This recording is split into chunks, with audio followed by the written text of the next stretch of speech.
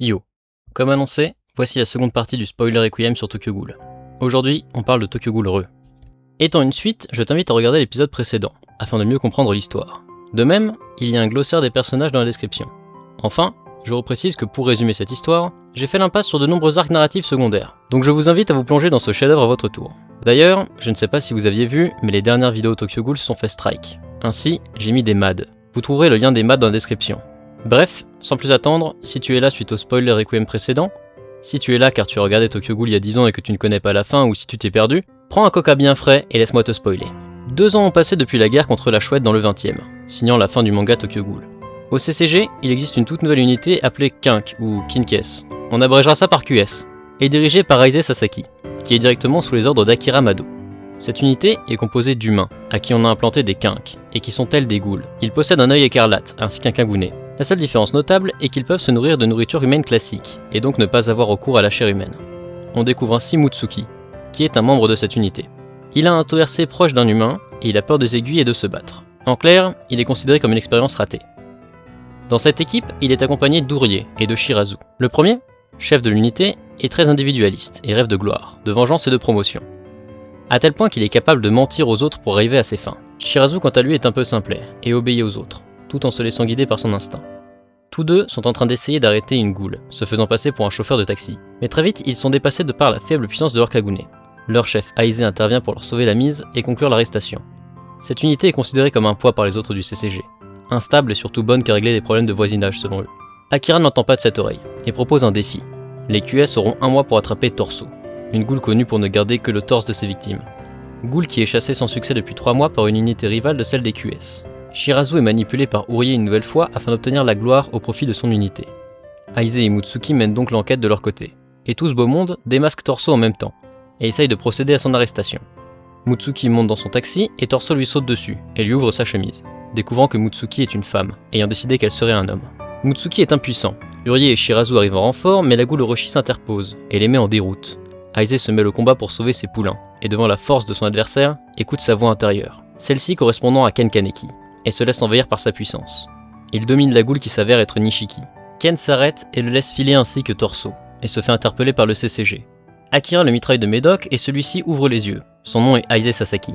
Le lendemain, il engueule Urie pour son attitude déplorable, et nomme Shirazu à sa place. Même si celui-ci est simplet, il souhaite le mettre à l'épreuve, et donner une leçon à Urie. Dans le cadre d'une nouvelle enquête, toute l'équipe se rend au café Re, tenu par nul autre que Toka et Yomo. L'équipe commence sa réunion pour planifier sa nouvelle mission, mais Aise a la tête ailleurs. Il est omnubilé par Toka, la serveuse. Il lui semble ne jamais avoir vu une femme aussi belle et elle hante ses pensées comme un souvenir rempli de tristesse et de mélancolie. Urie demande la permission à son chef de pouvoir déverrouiller certains verrous permettant d'augmenter la puissance de son kagune. Ainsi, il va se faire opérer et sera absent pendant l'enquête. L'équipe se prépare à traquer une nouvelle cible, une cible de rang S appelée Nutcracker. Une femme qui porte ce surnom en référence à sa passion pour écraser puis dévorer les bijoux de famille de ses victimes. Afin de mener cette enquête à bien, Sasaki va rendre visite à la ghoul ayant servi de père pour Kotaro Amon, Donato. Ainsi, l'équipe Sasaki est mise en relation avec Juzo Suzuya, du 13e. Et afin de parfaire l'équipe, il motive le dernier membre Saiko à enfin se mettre au travail. Depuis qu'elle est devenue une QS, celle-ci passe ses journées dans son lit sur la play, et Shirazu essaye de la motiver, en sa nouvelle qualité de chef d'unité. Juzo arrive, et même si son apparence et sa façon d'être restent enfantines, on sent bien qu'il a grandi. Ils font un résumé de leur cible et l'équipe se dirige dans un bar, afin de l'observer. Mais cela ne mène pas très loin. Alors il décide de se déguiser en femme, afin d'attirer son attention, car elle participe à un trafic de femmes, à la capture et à la revente de celles-ci au travers d'enchères dans le monde des ghouls. Mutsuki se torche la gueule et se fait repérer et recruter par la ghoul pour servir d'enchère. C'est décidé, il sera l'appât, et le fer de lance de l'opération. Sasaki est contre, car protecteur, mais Juzo se porte garant. Lui qui a l'habitude de se travestir a un compte à régler avec certains habitués du club. Parallèlement, on découvre Kanae, le majordome de Shu. Son maître ayant perdu appétit et raison de vivre en raison de la mort de Ken, se retrouve décrépit, et Kanae donne tout pour lui redonner vie. Il est aidé par Ori, une amie de Shu aux ambitions peu claires, qui lui ramène des vêtements avec l'odeur d'Aise, pour réveiller l'émulsion olfactive qui avait transformé Shu. Mais cela ne suffit pas. Comprenant que ce Aise pourrait être un problème, Kanae se rend aux enchères. Aogiri, quant à lui, est recruté pour servir de garde du corps et veiller au bon déroulement des enchères. Et c'est l'équipe Naki et Ayato qui s'en chargera.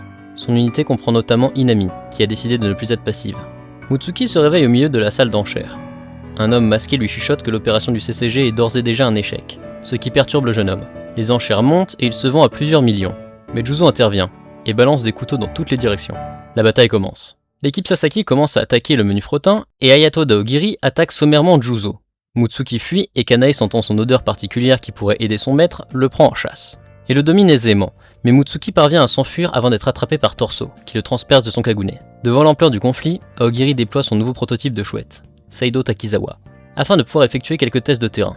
Akira, quant à elle, prend sa revanche sur Naki, en éliminant ses deux compagnons sous ses yeux. Kanae rattrape Mutsuki, après avoir mis une brûlée à Torso, et le meilleur combat. Pendant ce temps, Seido Takizawa fait un carnage parmi les inspecteurs. Son envie de tuer et sa faim sont presque sans limite. L'équipe Sasaki vient au secours de Mutsuki, celui-ci étant blessé, l'équipe se sépare en 3 groupes.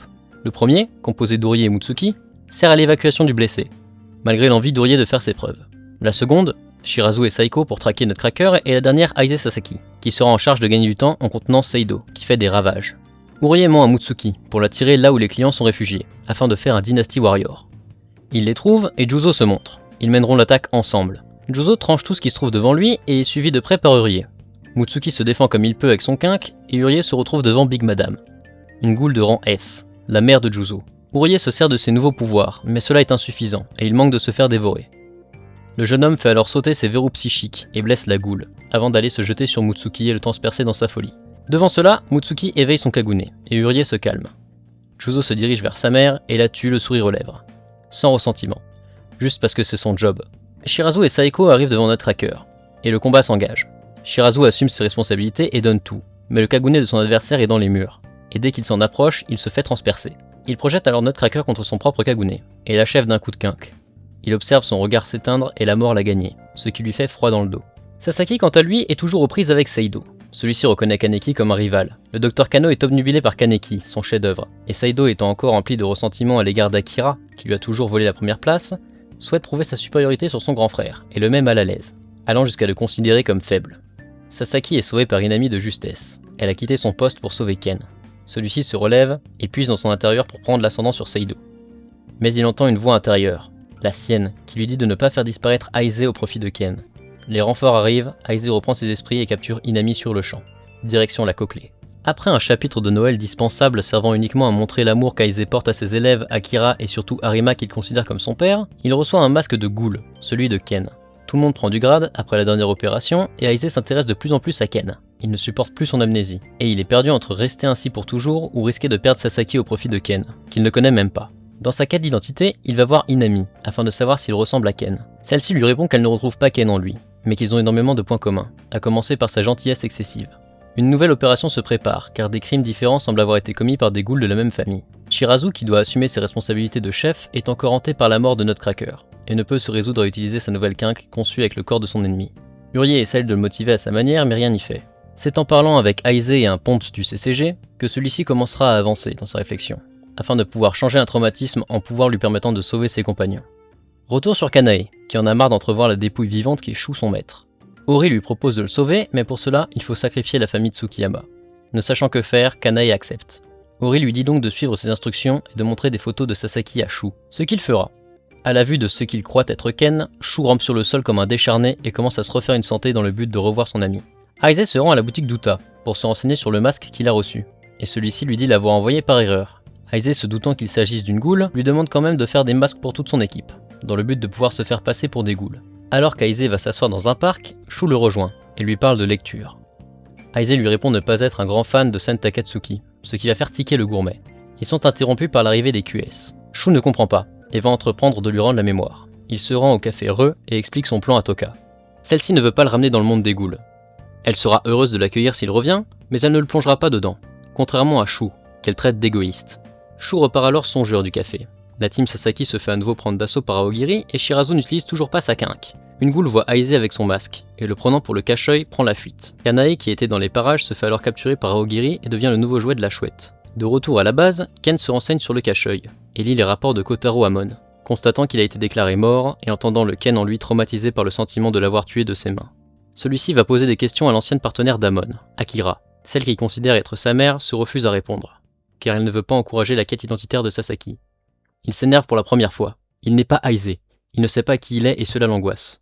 Tout le monde lui cache ce qu'il veut savoir, et il se sent manipulé. Akira étant comme sa mère, elle le prend dans ses bras dans un élan d'amour. Aise retrouve Shu dans un parc, et lui demande s'il est une goule, et s'il a des infos sur qui il est. se présentant non pas comme un inspecteur, mais juste comme un être humain perdu et en quête de réponse. Shu reconnaît être égoïste, mais il aime Ken, certes comme une proie mais avant tout comme un ami. Et les paroles de Toka résonnent encore dans sa tête. Dans l'intérêt de celui qui a été son ami, il ne dit rien et s'en va. La traque finale commence. Shirazu se rase les cheveux pour affirmer sa motivation, et l'équipe Sasaki est aidée par une équipe composée d'une jeune surdouée à un poil égocentrique et du sosie non officiel de Mosgoose de Berserk. Comme on dit dans le milieu, ils sont pas dans la merde. L'opération commence et le père de Shu se rend immédiatement sans combattre. Il a vécu en homme et mourra comme tel. Shu quant à lui prend la fuite, conduit par Matsumae sa grande sœur spirituelle. Ils se font arrêter par le CCG et tous ses proches se sacrifient pour Shu, emportant la brigade qui épaule celle de Sasaki. Shu retrouve Sasaki sur le toit, Aize lui demande de le laisser se faire arrêter. Devant les sacrifices de ses proches, Shu ne peut accepter et se lance dans un combat contre Aize. Le combat est disputé, jusqu'à l'arrivée de Kanae. Il va défendre son maître, ou plutôt elle va. Kanae est en réalité une femme, qui n'a pas pu avouer ses sentiments à son maître. Kanae sauve Shu et attaque Aize de toutes ses forces, révélant son traumatisme, la mort de Ken face à Harima. Ken commence à prendre le contrôle, mais Sasaki résiste. Les QS quant à eux se retrouvent face à Noro Daogiri. Il est la goule à qui Kuzen avait confié sa fille dans le 24e. L'équipe est largement dominée, et lorsqu'il croit Noro abattu, il n'en est rien. Shirazu donne alors sa vie pour l'abattre, assumant son rôle jusqu'au bout et se servant de sa quinque. Devant ça, Urie change. Ses pensées ne concernent plus ses ambitions, mais la survie de son camarade. Ses larmes coulent tandis qu'il voit la vie de son ami quitter ses yeux. Les derniers mots de Shirazu concernent Aize. Il aurait voulu le voir une dernière fois. Sur le toit, Aize laisse place à Kaneki. Ses cheveux redeviennent noirs, il bat Kanae et la chouette arrive. Ken la coupe en deux au terme d'un combat disputé, et Sen Takatsuki disparaît une nouvelle fois. Notre héros jette Shu dans le vide, et Kanae donne sa vie pour sauver son maître. Urie débarque sur le toit, en pleurs. Il annonce la mort de Shirazu à son chef, et celui-ci lui répond d'un ton glacial que ce n'est que le résultat de leur faiblesse. Désormais, Urie est le nouveau chef des QS, et l'équipe s'est agrandie. Pour faire simple, je n'introduirai pas les nouveaux membres, mais gardez à l'esprit que l'unité évolue et que les liens entre les QS originaux se renforcent. Urie fait de la lèche à son supérieur dans le but de prendre sa place. Cette position lui permettrait d'assurer le traitement de la sœur de son défunt ami Shirazu. Aize, de son côté, redevenu Kaneki, se comporte de manière froide, taciturne et même violente, allant perquisitionner l'éditeur de Takatsuki dans le but de capturer la chouette. Il est accompagné dans sa tâche de Furuta. Retenez ce personnage, il aura son importance. Parallèlement à ça, le CCG a réussi à localiser l'île sur laquelle crèche la majeure partie des ghouls d'Aogiri, et prévoit d'y mener un raid. En reconnaissance, on envoie Ashikawa qui avait participé à l'opération dans le 20e et Mutsuki. Les deux se font directement attaquer par Aogiri. Ashikawa meurt et Mutsuki est capturé par Torso, son agresseur préféré. Sen Takatsuki est capturé et interrogé par Ken. Celle-ci révèle l'existence des V, des ghouls et enfants de ghouls qui contrôlent le CCG sous la forme d'une organisation secrète. Le patron de l'Antique et Lisée en ont fait partie. Sen Takatsuki a une dernière requête et avant son arrestation révèle au grand public sa nature de ghoul, annonçant ainsi la sortie de son dernier chef-d'œuvre. Une œuvre prenant comme héroïne une ghoul et décrivant sa vie et ses souffrances, tout en mettant en lumière l'existence des V. Les esprits sont troublés, certains forment un front de libération des ghouls, et même au sein du CCG on commence à douter. Furuta va ainsi rendre visite à Takatsuki en prison, et révèle sa vraie nature. Il est un washu illégitime, qui manipule son monde. Il était amoureux de Lisée et l'a aidé à fuir avant de la tuer de ses mains, avec la chute de poutre. Il manipule également les Pierrots, et bientôt, il s'apprête à faire son plus gros coup. Mais il n'est plus temps de parler. Le raid sur l'île d'Aogiri est lancé, avec l'équipe Suzuya et les QS. Profitant de cette occasion, Ken se lance à l'assaut de la Cochlée pour libérer Inami, et ouvre les portes des détenus, ainsi que l'accès à l'équipe Ayato. Ken sauve Inami, et dans leur fuite, ils sont rattrapés par Furuta, que la jeune femme embroche de son kagune. Plus loin, Yomo, Toka et Nishiki sont aux prises avec Harima. Yomo étant en réalité le tonton de Toka, il se sacrifie en se battant pour lui permettre de vivre. Et alors qu'Harima va le tuer, Ken s'interpose. Il est prêt à mourir pour ses amis. À vrai dire, il n'attend que ça. Toka lui dit alors qu'ils se parleront plus tard. Ken se fait dominer par Harima. Il esquive un maximum d'attaques car elle connaît chacun de ses coups mais finit par se faire trancher la jambe et devient impuissant. Il se remémore comment il est devenu Aize. Comment, à moitié mort dans cette prison, il a été obligé de mettre Ken dans son inconscient pour pouvoir survivre. Il se remémore également son ami Ide, qui lui a offert sa vie pour qu'il puisse survivre, lors de sa première rencontre avec Harima. La vie de son ami est à lui, et il n'a pas le droit de mourir comme ça. Ses cheveux redeviennent blancs et il se relève. Au terme d'un combat serré, Ken l'emporte, mais refuse de tuer son mentor. Celui-ci se tranche alors la gorge pour en finir. Il était mourant, né de l'union d'une ghoul et d'un humain. Il n'a pas hérité des gènes du meilleur parent, mais du corps humain fragile. Il en a marre d'obéir au V et Ken représente son espoir.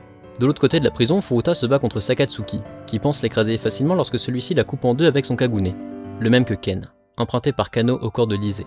Il révèle ainsi son véritable objectif, la paix dans le monde.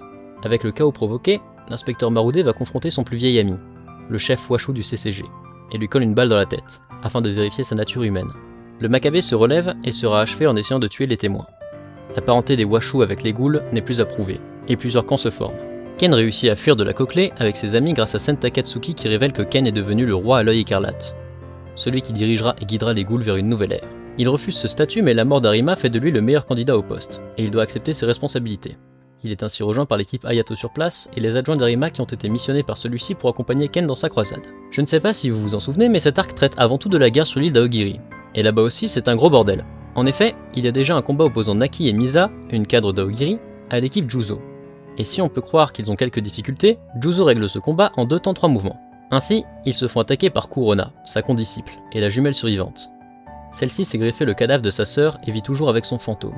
Juzo la domine, mais se fait lourdement blesser. Mais il se relève et dégaine sa quinque Arata, et le combat reprend, jusqu'à ce que Kurona manque de mourir, et aille régler ses comptes avec le docteur Kano qui la traite comme une merde. Celui-ci ne peut plus rien pour sa sœur, ce qui met fin au combat. Mutsuki quant à lui se fait couper les membres par Torso, et celui-ci dort également à ses côtés, révélant les traumatismes de viol incestueux qu'il a subis étant jeune. Torso quant à lui est également traumatisé par son père, qu'il a toujours tenu à l'écart des humains, et a mangé sa petite amie humaine, n'en laissant que le torse et causant sa psychopathie. Se remémorer ses souvenirs a permis à Torso de retrouver la raison, enfin ce qu'il en restait, et il part cueillir des fleurs pour draguer Mutsuki, qui le décapite salement, mais vraiment salement, et mutile le cadavre. Ses cheveux deviennent blancs, comme Aize, et il développe certains symptômes des ghouls, et pas les plus saines d'esprit. Uri arrive sur la scène du crime juste après. Il poursuit Mutsuki jusqu'à la plage et tombe sur Seido et Amon qui se battent. Amon a survécu à la guerre d'il y a 2 ans, et a été transformé en ghoul comme Ken et Seido. Il essaye de faire retrouver sa raison au jeune homme. Une fois cela fait, Mutsuki saute sur Amon et Akira s'interpose pour le protéger. Elle est ainsi déclarée comme traîtresse et Urie est obligé de l'arrêter, malgré les supplices de Saiko.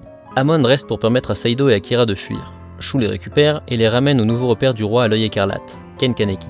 Ken prend du bon temps au café et retrouve ses amis, et notamment Toka, qui s'est bien adoucie avec les années et qui est heureuse de retrouver Ken, même si elle ne veut plus être laissée derrière. Ken fait l'inventaire de ses troupes et dispose de l'unité Arima, Seido, Kurona, les anciens de l'Antique, l'unité de Naki et celle d'Hayato et également Akira.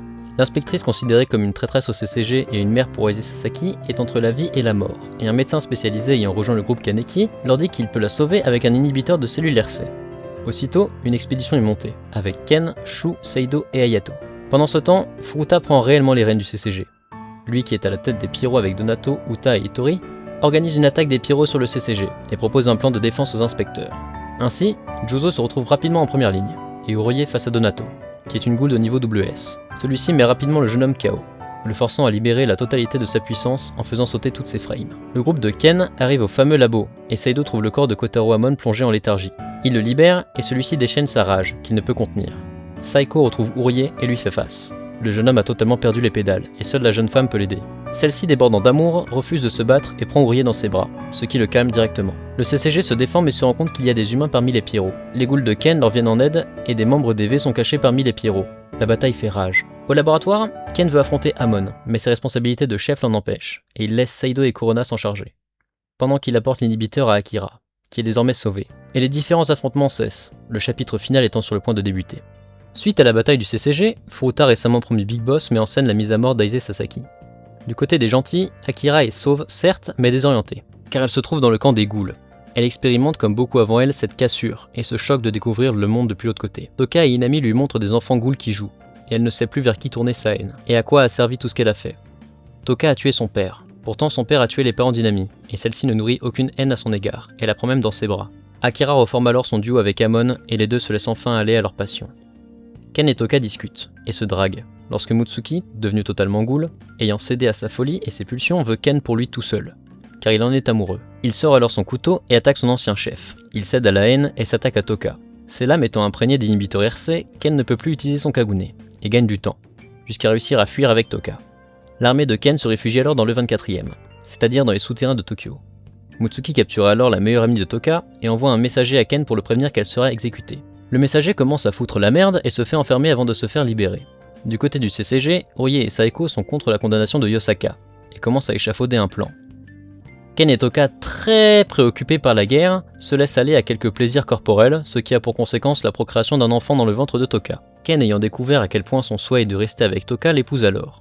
Furuta prépare une expédition sur la base de Ken et envoie Mutsuki et les Ogai, des QS faits à partir du Kagune de Lise. Ils sont également accompagnés par Juzo. Une fois l'opération lancée, Kuroiwa et Urie se rendent dans le bureau de Furuta pour récupérer Yosako. Mais celui-ci est défendu par des Pyros WS, notamment la créatrice de cette organisation. Urie est rapidement mis KO et Iwao le défend de son corps, en lui avouant qu'il lui rappelle son père. Urie explose et libère toute sa puissance, en la contrôlant cette fois, et élimine les Pierrots. Il sauve Iwao, mais Furuta le tue sous ses yeux. Urie est sauvé par l'arrivée de Marude et de son unité, et le CCG est récupéré par ses plus fidèles serviteurs. Ken abandonne son armée pour aller sécuriser des ressources, afin qu'il ne meure pas de faim. Profitant de cette absence, Mutsuki lance son opération, et attaque. Les Ogai font beaucoup de morts, et Yomo affronte Mutsuki pour permettre à Toka de s'enfuir. Mutsuki le transperce de part en part, et Toka tombe sur l'unité de Juzo. Inami s'interpose, mais cette fois c'est elle qui finit tranchée. C'était sans compter sur l'arrivée de Ken, qui affronte alors son ami Juzo. Ken se réveille les membres tranchés, impuissants. Toutes les ghouls qu'il a guidées vont mourir à cause de lui, et de sa faiblesse. Il abandonne ce qui lui reste d'humain, et dévore l'intégralité des Ogai, devenant un énorme amas d'œil et de poches RC. Tel est le plan de Furuta. En absorbant toutes les cellules de l'Ise qu'il avait éparpillées, Ken devient le dragon. Comme celui qui, il y a plusieurs centaines d'années, a semble-t-il donné naissance à une nouvelle espèce, aujourd'hui appelée ghoul. Et là, c'est la merde. Ce monstre détruit tout sur son passage et arrache des milliers de vies. C'est là que fait son apparition Ide. Il a survécu au prix de Stigmate à son dernière entrevue avec Ken, et compte bien tout donner pour sauver son ami. Il rejoint donc le CCG, et à l'aide de déduction, veut ramener son pote. Du côté des ghouls, ceux-ci voient Ken comme un roi martyr, mais Shu éclate en sanglots et dit que Ken est son ami, et qu'il ne souhaite que son bien. L'heure est alors à la recherche de Kano. Celui-ci étant responsable de ce bordel, et menant des recherches depuis longtemps sur le sujet, peut avoir des réponses. Kurona le trouve en premier. Mais il ne regrette rien. Il se met une balle dans la tête devant le tombeau familial. Il aura vraiment été le visage de la fils de puterie depuis le départ, mais son but était de faire avancer la connaissance entre ghouls et humains, en créant des hybrides et en menant des recherches, quitte à être vu comme un monstre. Et justement, son équipe débarque au CCG avec entre autres la meuf de Nishiki. Le plan est le suivant. Il faut retirer le corps de Ken de ce monstre, pour arrêter cette catastrophe. Devant le CCG, les ghouls s'amassent, voulant faire cause commune pour régler le problème. Les inspecteurs, emplis de haine, refusent. Les deux côtés sont pareils, vivant dans un mélange de peur et de ressentiment. Mais les ghouls font le premier pas, et retirent leur masque. L'alliance est ainsi conclue. Toka révèle que Ken porte une alliance autour du cou, et que l'on peut la chercher avec un détecteur de métaux. Nishiki s'étonne que les humains aident les ghouls pour régler ce problème, qui ne les concerne pas. Seulement, ce problème concerne également les humains, car à l'origine, Ken est humain. Une fois le corps de Ken localisé, il est compliqué de l'en extirper, et Mutsuki intervient pour buter Toka et l'empêcher de mener son sauvetage à bien. Si Ken ne peut pas lui appartenir, alors il n'appartiendra à personne. Urie et Saiko font alors leur apparition. Ils se laissent taper par Mutsuki car ils ne veulent pas le blesser. Et celui-ci fond en larmes, car ils souhaitent juste qu'ils redeviennent une famille. Et c'est un happy end pour les QS. Ken se réveille dans une maison, celle de Lise, à l'époque où elle vivait chez les V. Il tente de rejoindre ses amis en traversant la mer, mais le fond est tapissé de cadavres. Ce sont ceux qu'il a laissés sur son chemin. Il entend alors toutes les voix et toutes ses personnalités. Puis tout à coup, c'est Lise qui apparaît pour le mettre face à ses contradictions. Il a accepté de tuer plein de gens à partir du moment où il est devenu chef. Même avant en fait. Dès qu'il a décidé d'agir, il a condamné des tas et des tas de gens. Il aurait dû ne rien faire. Mais ne rien faire consiste aussi à agir. Ken sombre, mais se rappelle son objectif et prend la mer. Pour la première fois, il ne cache pas ses sentiments derrière une nouvelle personnalité. Il accepte sa souffrance et choisit de vivre avec, quittant ce lieu. Ken est tiré d'affaire grâce à Toka, Saiko et Urie. Mais même si son dragon s'effondre, de nombreux monstres naissent et d'autres dragons font leur apparition, répandant un poison qui transforme les gens en ghouls. Furuta a atteint son but. Il a ressuscité Lise et l'a transformée en poule pondeuse. Saiko est touché et Ken est immunisé. Il part donc avec Ayato, équipé d'un masque à gaz pour aller mettre fin à tout ce bordel. Pendant ce temps, des chouettes attaquent un peu partout. Les survivants se défendent et découvrent qu'elles sont en réalité dirigées par des Pierrots, qui utilisent des sifflets. Amon fait alors face à celui qui lui servait de père, Donato. Le combat est compliqué et chargé d'émotions, mais Amon l'abat, tuant son père, révélant ainsi qu'il ne peut se résoudre à ne pas l'aimer, et le prêtre meurt, les larmes aux yeux, se rappelant lui aussi son amour pour son fils. Yomo fait alors face à Uta. Son ami l'attaque et le transperce, décidé à le tuer. Le 20e a ramolli Yomo, et l'a changé. Il est censé être comme Uta, chargé de haine, mais non. Aujourd'hui, il ne pense pas à ce qu'il a perdu, mais à ce qui lui reste, et entre autres, Toka et son enfant. Il prend ses responsabilités et dérouille son ami. Les Pierrots sont vaincus. Ken arrive devant Furuta et lui assène des coups. Celui-ci fuit pour le piéger, mais cela ne suffit pas. Un combat au sommet s'engage. Il est conclu par Ken, qui achève Furuta qui n'avoue n'avoir jamais rêvé que d'une vie tranquille aux côtés de la femme qu'il aime. Ken et Ayato entament alors l'ultime ascension du dragon de Lise. Ken arrive en haut, esquive les attaques du dragon et décapite Lise directement en one-shot. Le dragon s'effondre alors, emportant Ken. L'épilogue est assez riche et fait un panorama du futur de chaque personne. Plusieurs années ont passé, le CCG est devenu le TSC, Comité de sécurité de Tokyo. Chacun est promu et travaille activement au bien-être des gens. Une nourriture de synthèse pour ghouls est créée, permettant à celle-ci de vivre parmi les hommes. Monsieur Shinohara se réveille, provoquant les larmes de joie de Juzo, et Ken a maintenant sa petite famille avec Toka, leur fille, Ayato, Yomo, Uta, etc. Et c'est sur cette note positive que s'achève la saga Tokyo Ghoul, et que Sui Ishida conclut son drame. Et voilà, cette histoire se termine et la vidéo touche à sa fin. Merci de l'avoir regardé jusqu'au bout. N'hésite pas à me dire en commentaire ce que t'en as pensé et de quel manga tu veux que je parle. Et si tu me connais pas, moi c'est Laxis, et ici on parle beaucoup de manga, alors n'hésite pas à checker les autres vidéos de la chaîne et à t'abonner. Je vous dis à la prochaine!